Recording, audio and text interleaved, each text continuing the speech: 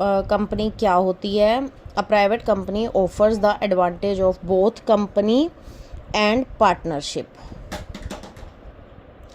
An attempt has been made in the chapter to explain the difference between public and private company, the legal rights of private company, the conversion of private company to public company, the conversion of private company to a public company, the conversion of public company to a private company. हम आज इस chapter में ये सब discuss करेंगे.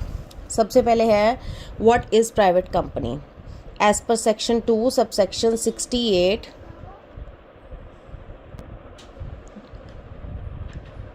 let's start. As per section 2 subsection 68 of Companies Amendment Act 2015 defines a private company a company which has minimum paid up capital of 1 lakh rupees.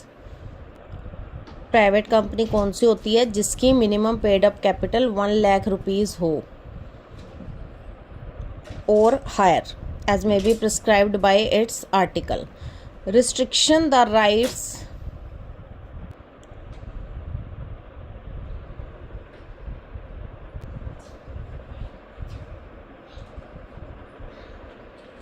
restricts the right of its member to transfer the share. मैंने आपको अपने shorts में भी बताया हुआ है कि as per section 2 sub section 68 of the companies amendment act 2015 private company क्या होती है? जिसकी minimum paid up capital 1 lakh हो, जिसके मेंबर्स को उनको रिस्ट्रिक्शन होती है कि वो अपने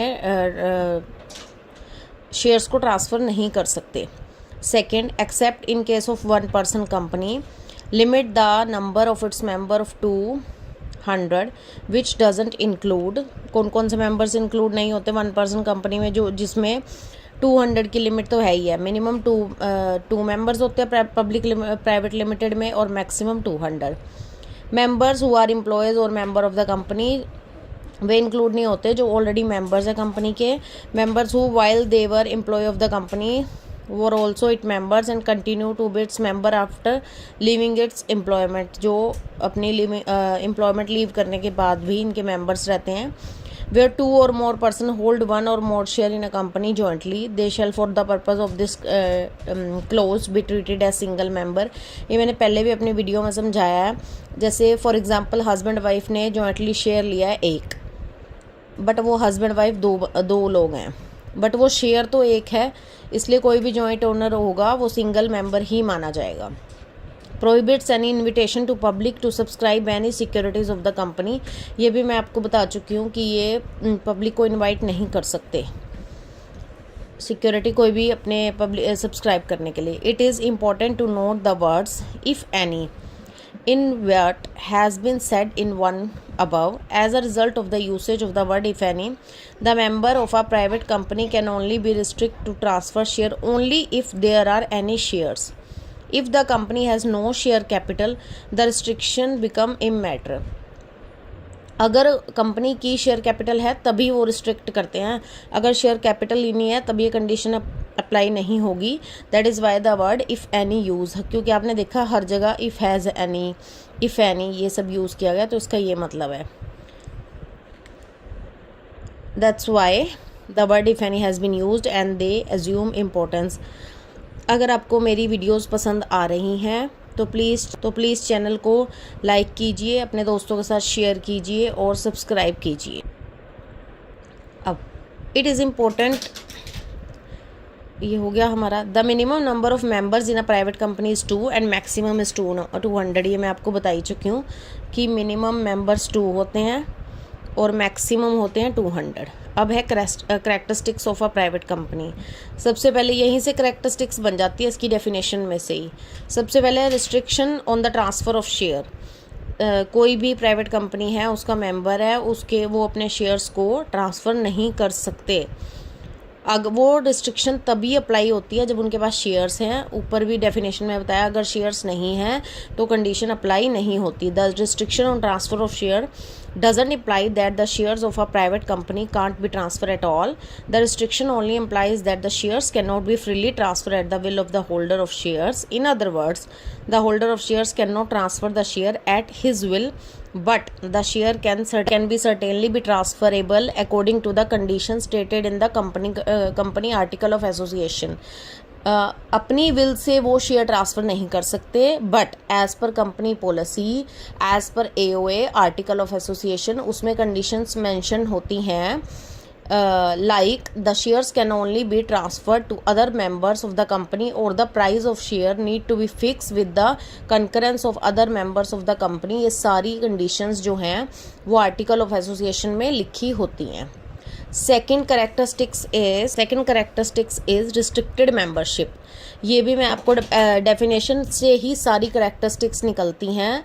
अगर आपको सेक्शन आप अगर पेपर में लिख के आओगे तो वो एड ऑन एडवांटेज मिलेगा, आपको मार्क्स आपका नहीं कटेगा और वो एग्जामिनर के ऊपर भी एक अच्छा इम्पैक्ट पड़ता है। आप सेक्शन लिखो, कंपनीज एक्ट लिखो कि किसके अंडर वो सेक्शन है, चाहे एक्ट के अंडर है चाहे अमेंडमेंट के अंदर है, आप उसकी डेफिनेशन अच्छे से लिखो।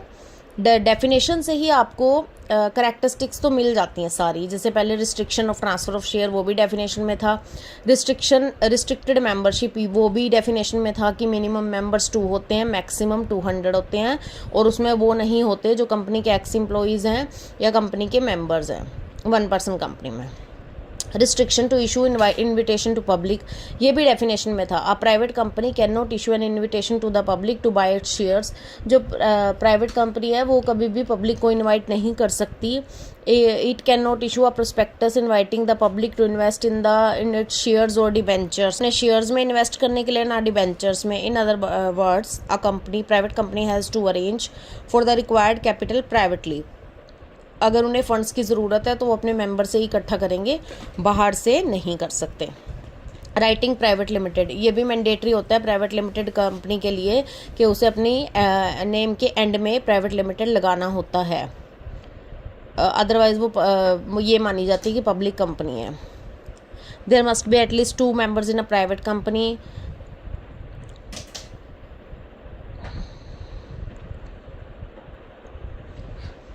If the number of members of a private company is reduced below 2 and the company carry on the business for more than 6 months while the number is so reduced, every person who has been a member of the company shall be liable for the payment of whole debt of the company and may be sued therefore under section 433D।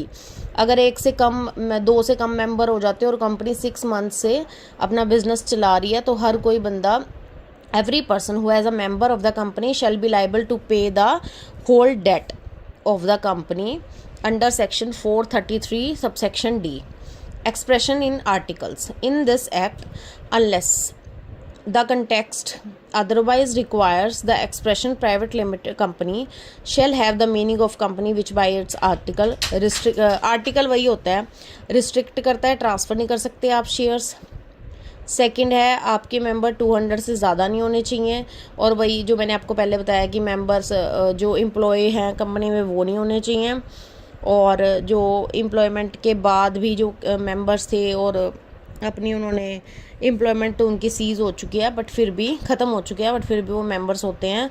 और second ये public को invite नहीं कर सकती अपने shares transfer करने के लिए। Difference between a private company and a public limited company.